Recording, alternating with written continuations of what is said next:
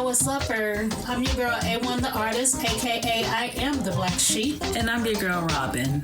And today we're going to talk about the shit that people think about, but don't want to talk about. Similar thoughts.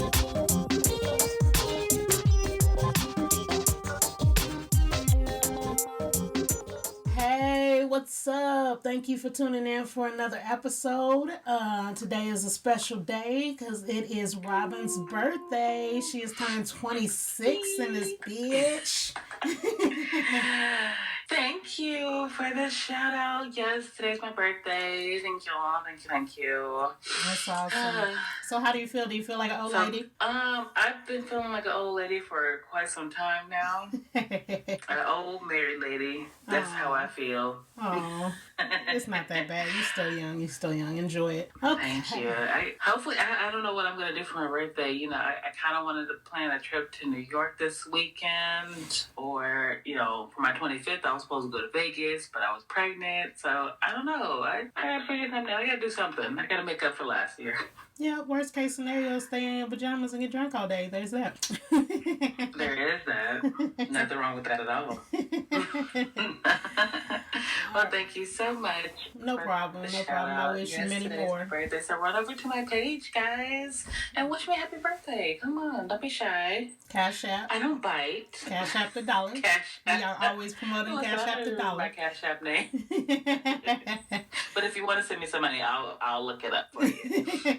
All right, so let's dive into this episode. Today is Mom.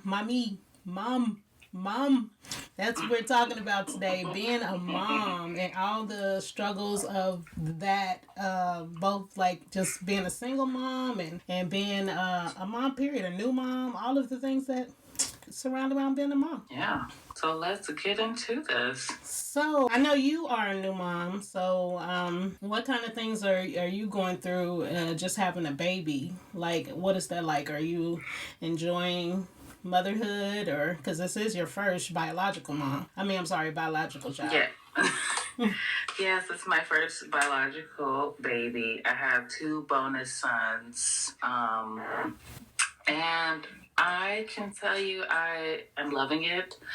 You know, I've been wanting to be a mom for quite some time. I was actually supposed to have this baby last year, but my husband wasn't too excited about having a baby so soon. So, but Corona happened and pregnancy was in the air, and we were one of the victims. But I'm not mad at all. I got my baby. I'm very happy. I will say I quit my job because of it. I thought I would be able. Well, first I had planned on taking 6 weeks off for maternity leave, and then I asked for an additional 2 weeks, and then I went back to work for a month. Was it a month or 2 months? I can't remember. I think it was just a month. No, it was 2 months. I was there for a while, and then I was like, I wasn't excelling, or I didn't come back as strong as I thought I would. And it was hard. It was hard. I wasn't getting sleep, and then my job just became overwhelming because not only did the workload just seem like it was more, it was also work that I didn't enjoy doing anymore. So that took a toll on me as well. And then, it affected my appearance. Like my hair was all over the place. I just roll out of bed from clothes. I take my baby to my grandma, and then I go to work and just try to get the hell up out of there. And it just became a lot, and it was hard. So, I spoke to my husband, and he told me it was okay, and now I'm a stay-at-home mom, and I do this, and I'm very happy. I'm very happy with life now, being a new mom. It's hard, but I'm figuring it out. That's good. It's good that you're happy. I'm happy that you're happy, because I know it was a struggle for you. So I'm glad you're in a good place now. So do you think that you suffered any kind of postpartum with that? You want to talk a little bit about that? I honestly, I don't know if it. I don't really know. It could have been, and maybe I just don't want to admit it because I know I kind of talked to you about it because I wasn't sure if that's what it was. For me, I don't know, maybe just I didn't want to admit it, but I just thought I was just overwhelmed. And I just wanted to be with my baby, because this is the baby that I wanted for so long, and I'm doing a job that I don't love. So I was just unhappy, but I don't know if it was depression, because since I left, I mean, I still ain't done nothing with my hair because I ain't going nowhere. But when I go out, I do my hair. But since I left, I found my spark again.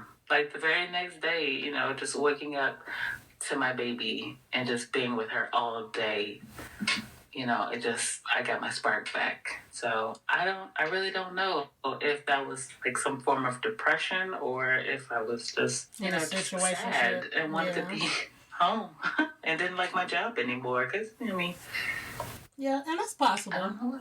It's possible. Like, you just go through your changes in life sometimes when you have kids. I know for me, with my son, I didn't. Like, my son, it was just like, I went through my pregnancy by myself.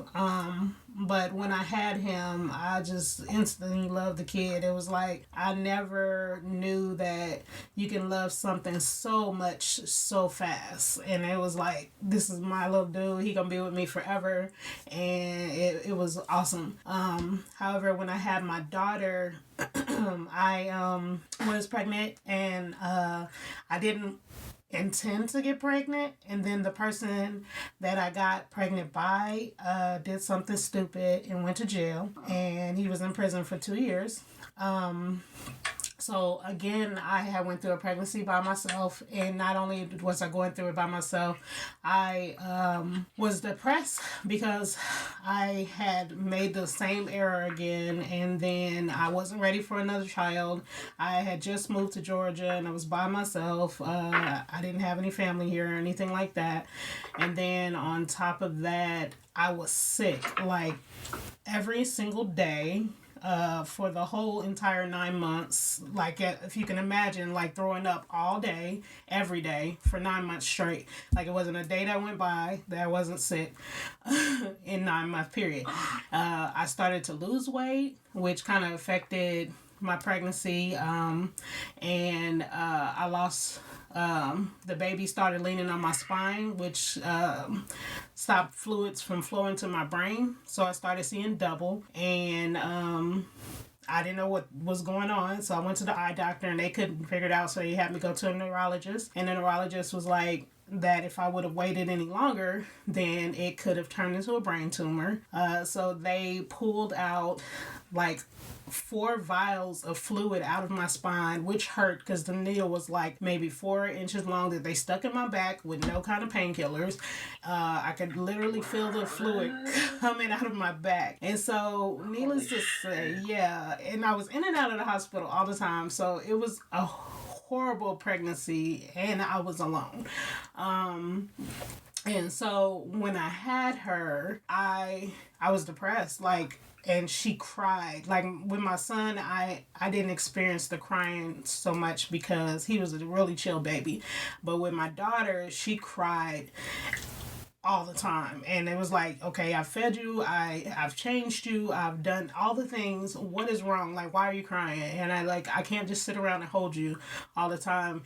So it got really frustrating, and my mom ended up moving down a little bit after I had my daughter, and so she helped me out a lot. But I became so depressed. Like, it was times that I would be driving in the car and she'll start wailing, and I just like, what if I just dropped her off on the side of the road and just drove off? Like, not to say that I would ever do that, but that's how I felt. And it was really hard, and I cried all the time. I wasn't eating right. I was stressed out. And so I ended up getting help.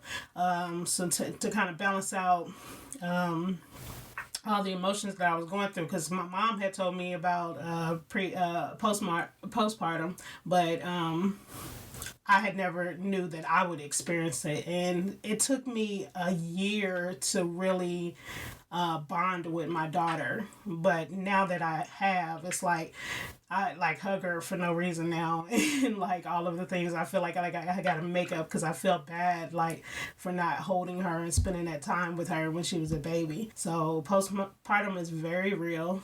If you are going through that and you just had a new baby, definitely seek help because there is things that you can do to try to get in a better space. How long did you wait before you got help? It was probably like 6 months into it because I didn't know what was wrong with me. I just knew I felt bad and I knew I wasn't connecting with my daughter and I knew that wasn't normal. So, I was like, I don't know what to do. And then, I talked to my mom about it finally, and she was like, well, maybe you need to see somebody. And she said she shared that she went through the similar process too. And so I was like, oh, okay, this is not just me. I'm not like a crazy mom trying to like get rid of my baby or something. But there are extreme cases where like women kill their babies because they don't know how to deal with that after birth, or just to be really depressed and just can't get back together. It's very common, and I know that a lot of men are not knowledgeable of it and they are not the most supportive through it sometimes. So I just really stress to educate yourself about it, especially if you're pregnant or you're a new mom, because it is very real. So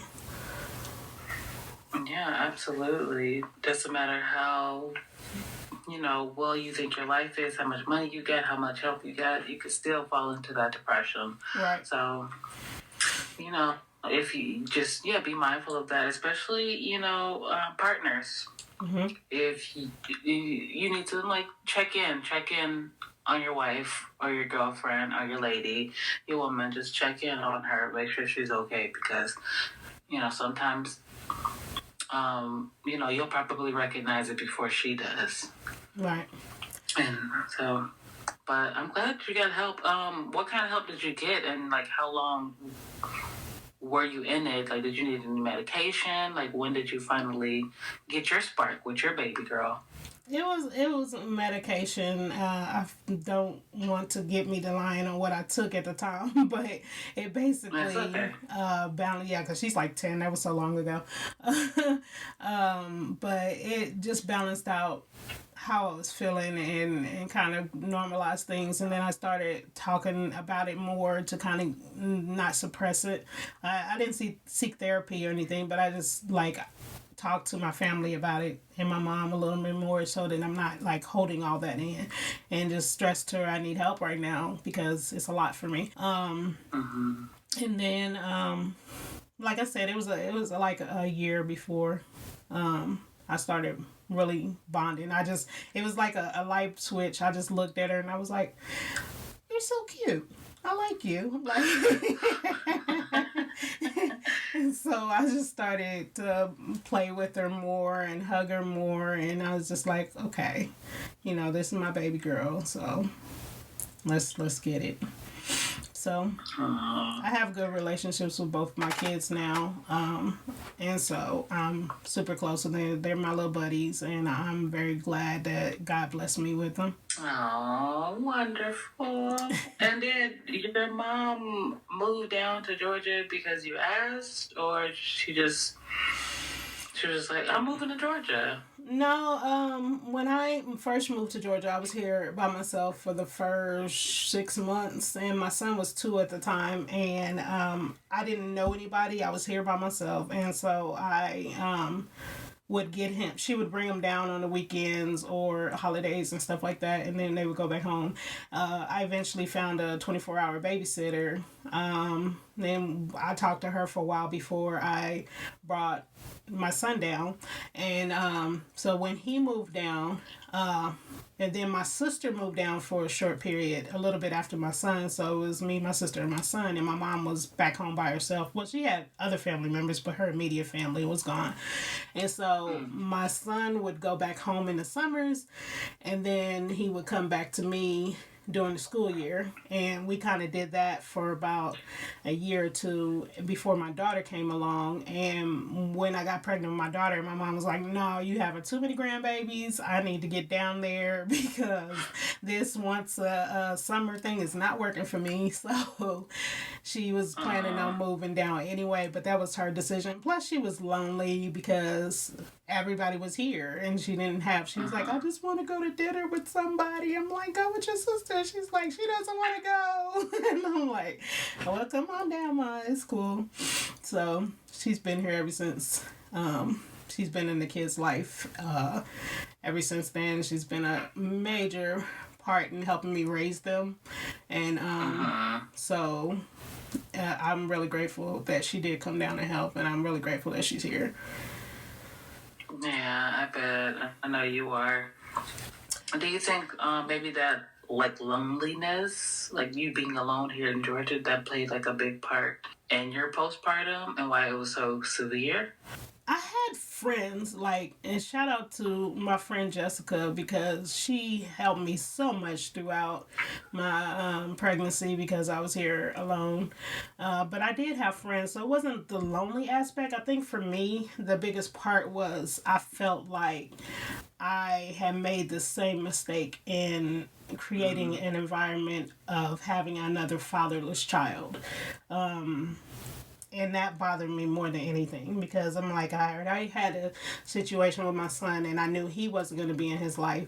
And here I am with another child and he goes to jail as soon as I tell him I'm pregnant. So here again, there's another fatherless child, and I felt like, how will I be able to explain that to my kids when they're older, because that was a mistake I made. So I don't regret my children, but I regret picking my children's fathers.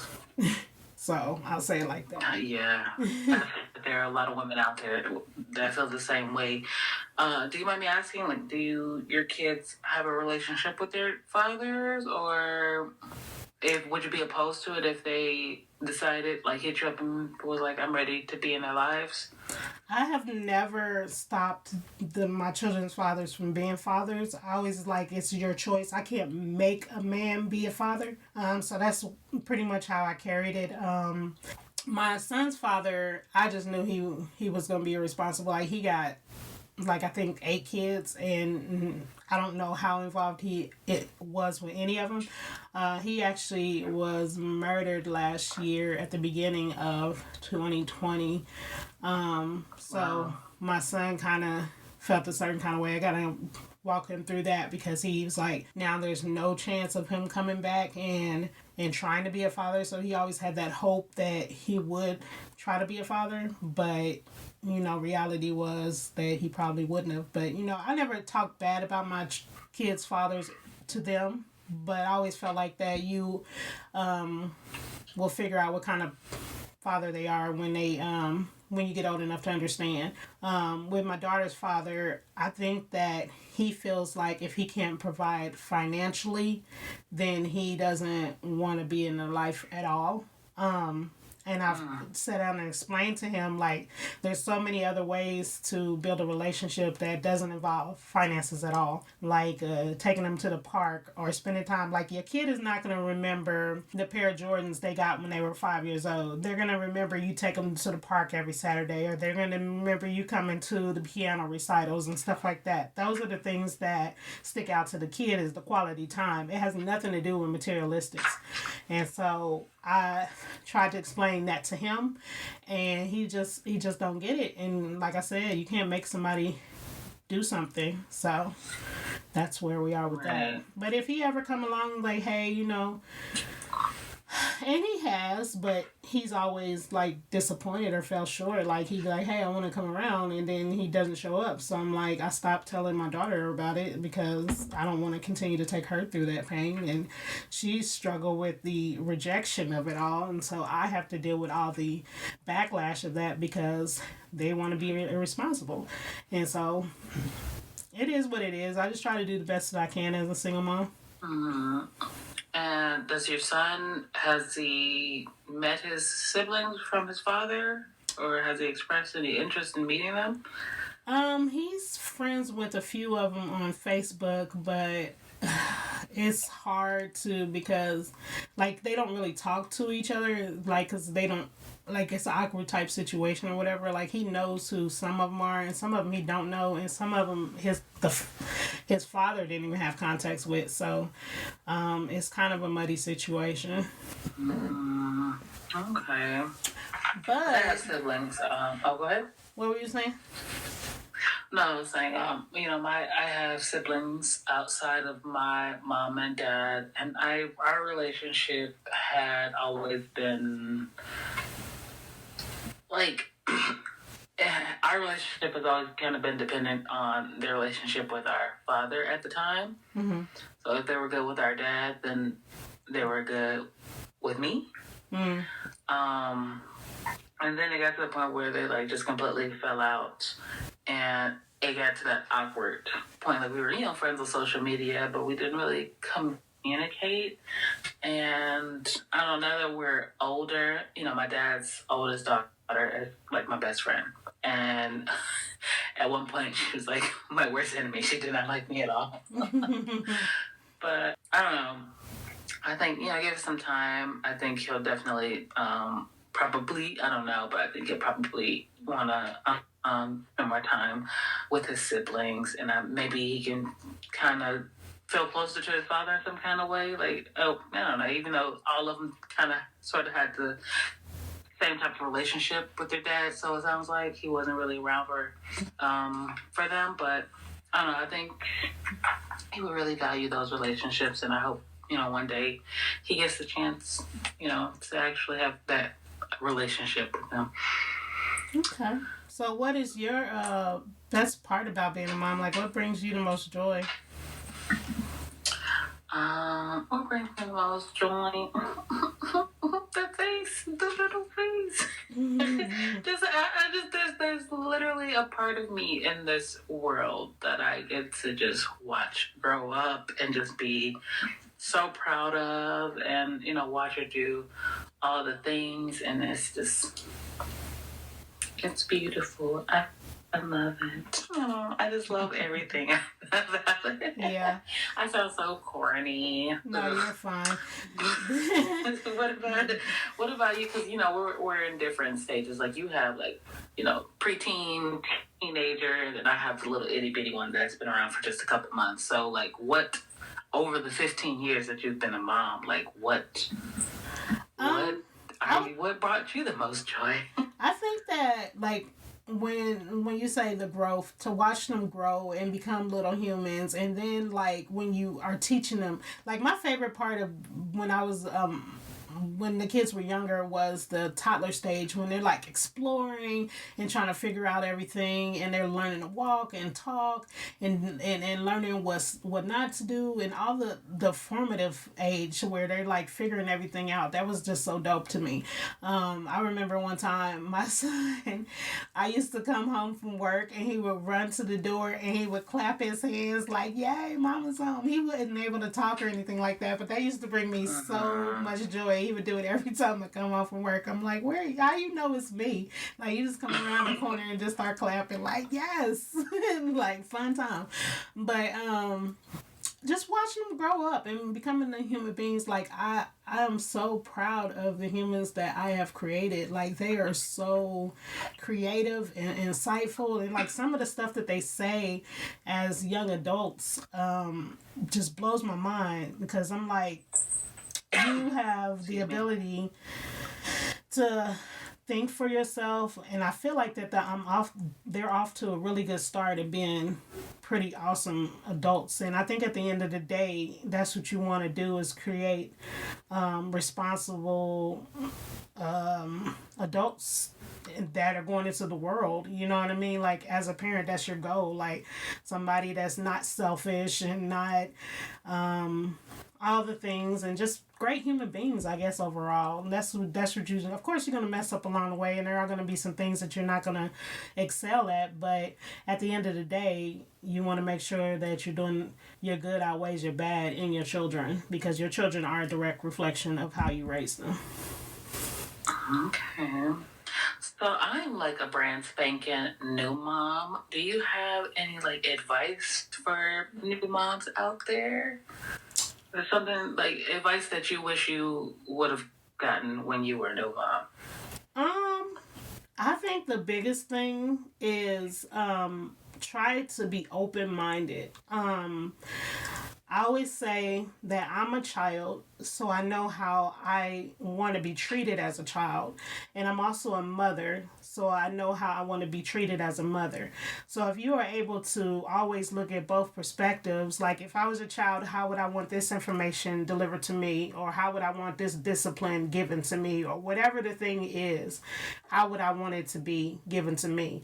And if I'm an adult, okay, how do I want my child to respond to me, or how do I want my child to respect me, or whatever the thing is.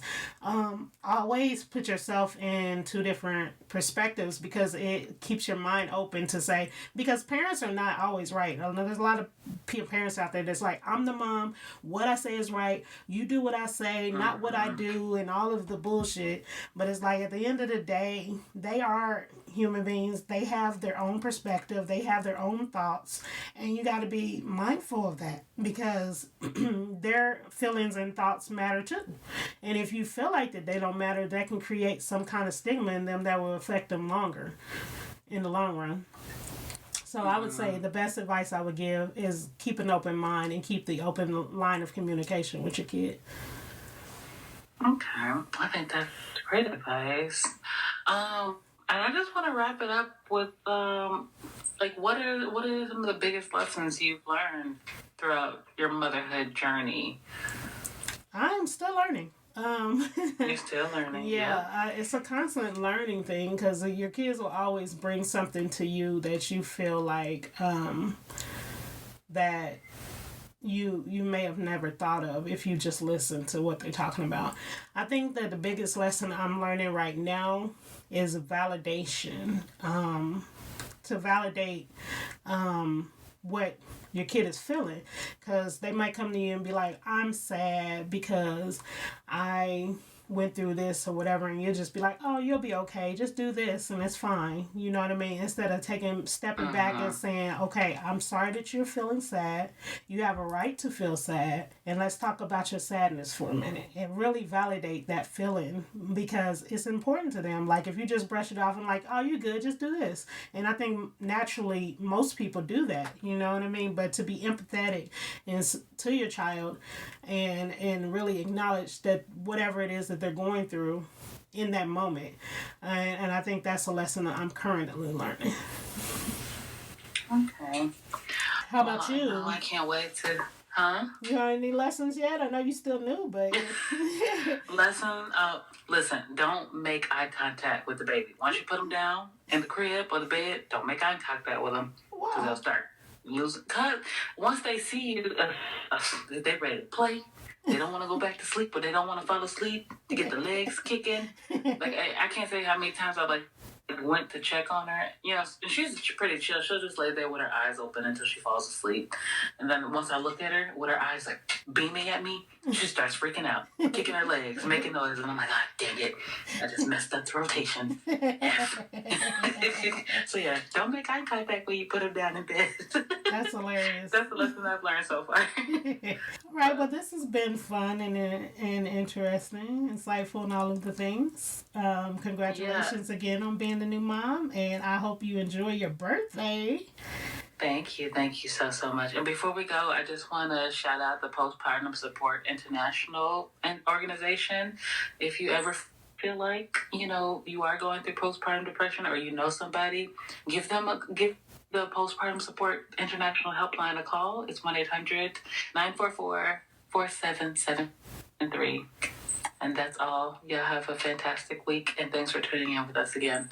You're welcome. I'll see you later. Bye. Peace and hair grease.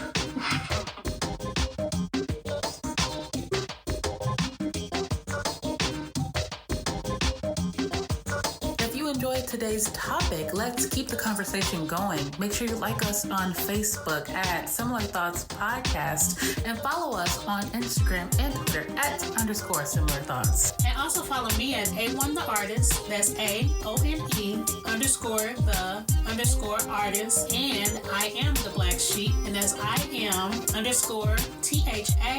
Black Sheep. Thanks again for listening. And you guys have a wonderful week.